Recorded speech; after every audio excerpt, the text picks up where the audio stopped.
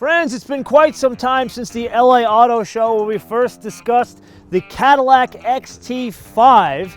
Here we are now with the car, and we are actually filming the full first drive review episode.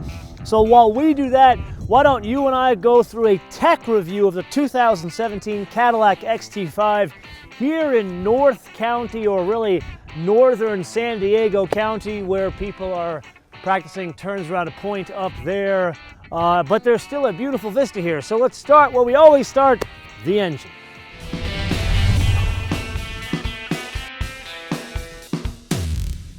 Now, before we dive into bullets and numbers here, we need to clarify something straight from the top, and that is the engine here. If you are familiar with GM cars, specifically Cadillacs, you are probably familiar with that 3.6 liter V6.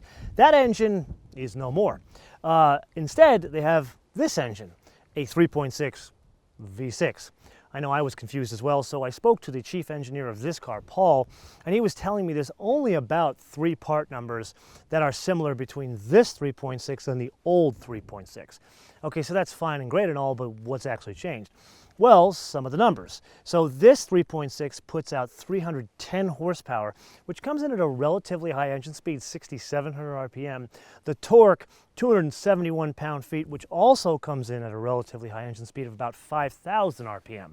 Now, that's all interesting, but really, what are the main differences in terms of features between this 3.6 and some of the other 3.6s in the past? Well, there's 2. Number 1, active fuel management. So effectively, it's cylinder deactivation. So it goes from a 6 down to a 4 when there isn't as much load really required. And then there is an active stop-start system. So when you come to a light and you don't need the engine running, it actually shuts the engine off. Now, how do they get that power to the actual wheels? And that is through a new transmission. It's an 8-speed automatic, which has some manual controls. Now, here's some of the big changes underneath, but really the changes that we need to focus on affect driving dynamics, and it goes back to what we discussed in CT6, and that's lightweighting. So in order for us to understand what's going on here, we need to step back about a month to that arc of episodes we did on the CT6. We did 3 episodes, a tech review, a full first drive review, and an episode just on the Bose Panerai system. And in each episode, I brought on the chief engineer of that car, Travis Hester. And the reason why we did that is because of the technology that went into reducing mass on that car. It's nothing short of otherworldly. Like, it's not just something big for GM and Cadillac, it's something huge for the car industry. And this is coming from a Lotus guy where lightweight means everything. And what they did was not just lower the weight of individual parts, they lowered the number of parts on the vehicle, especially in load-bearing bits of the car, to make this section here stronger, or in the back stronger, but did it instead of multiple parts, they did it by one casting. Now here, there was a little bit of a departure because they didn't do like the sexy castings that they did in the CT6, and if you haven't seen that episode, you gotta check it out. What they did here is they took the learning from the CT6 and applied it here. So for example, where all of these bits come together, the fender, the hood, this is a load-bearing point because you've got this, the strut, and basically everything come together of the high-strength steel here in the car. So instead of doing one solid casting like in the CT6, what they did was change the way these parts are come together, so overall there are less parts adjoining everything in this load-bearing juncture of the car. So instead of having multiple parts to bring things together, they've used glue, so bonding and laser welding in order to keep all the parts together. So you still have the structure, all of this here, but less parts to keep the structure together, and thus it makes it actually stronger. Okay, so less parts and stronger joints, that's great and all, but how does that translate to the overall car? So the mass itself has been reduced a little under 10%. So this used to be a 4,300 pound car. Now it's just under 4,000 pounds. As a basis of comparison, other cars kind of in this segment, like on the SUV side, like on the high side of the weight, is like the Mercedes GLE. That's about 4,600 pounds, so quite a bit more than this. And then the Lexus is about 200 to 300 pounds higher than this. So this is quite an achievement by bringing this down below 4,000 pounds. Now, once again, the mass is great and all, but what happens like down here, the lower bits, and like kind of getting into what engineers speak, it's top hats. Everything here above is called top hat, everything here below is lower bits. This is where we get into like platforms and architecture. So remember how we've discussed many times this MQB toolkit over on the Volkswagen Audi group side of things? Well, this is the same idea, just a different execution. MQB, that's a set of bits or tools that make up one kit that can be shared amongst disparate car lines.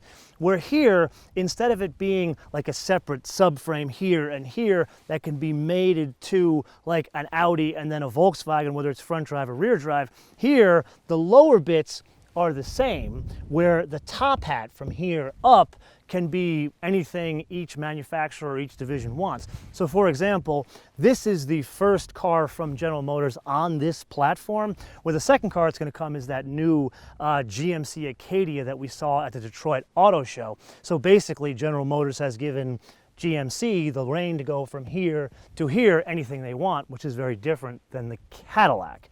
Follow me thus far? Now, with that, we still have actually a bit more to cover down here. And one of the most exciting things is, remember we talked about that transmission 8-speed? Well, guess what? There is a clutch that sits between the transmission and the rear-wheel drive system of all-wheel drive equipped cars that enables a couple of things. Number one, it can send power basically 100% to the front, or 100% to the back, or from side to side. But the trick that I like the most, and we play around a lot with in the first drive episode, is you can completely cut off the rear drive system on demand. So it's not something just the computer system that is choosing. The driver can hit a button and make it two-wheel drive. Sadly, only front-wheel drive, but still two-wheel drive. That's about everything in terms of driving dynamics. Now there's some stuff on the inside. Now, from a design perspective, the interior is the significant design departure from the SRX rather than the exterior. And really, that's a function of numbers. So if we look at this from a sales perspective, the SRX is by far the #1 selling Cadillac for the past couple of years. And it's the #2 in this like mid-size crossover luxury segment, only to the Lexus. And I was talking with Johan, who is the CEO of Cadillac, and he was saying that the SRX in its 7th year of production sold over 100,000 units last year. And just let's take that into perspective, because we've talked about volumes and how it affects sales in a above $40,000 price range. Because usually what happens is when you go over that $40,000 mark, it usually halves the volumes of a car. But there's only a couple of exceptions to that. It's the BMW 3 Series, the Lexus RX, and this. So you can see why Cadillac designers decided to go with a more evolutionary change on the outside. Then on the inside, this is what's more revolutionary. And what they did here is it's more of a dashboard design. And when I say dashboard design, I mean like, sorry, with a fringe on top. But then you look at some of the materials. Like this one is like the middle of the road model. So this one has the usual Cadillac cut and sew. But if you were to check off the box for the Platinum model, this would be micro suede as well as the headliner. Now, in the full first drive review episode, you and I are going to spend a lot of time with the interior things, details like wireless charging that's in an unusual place, as well as the usability and the interaction with some of the UX bits. But that is for the full first drive review episode. But still, I think we need to finish up our tech review. So in summary, what do we got?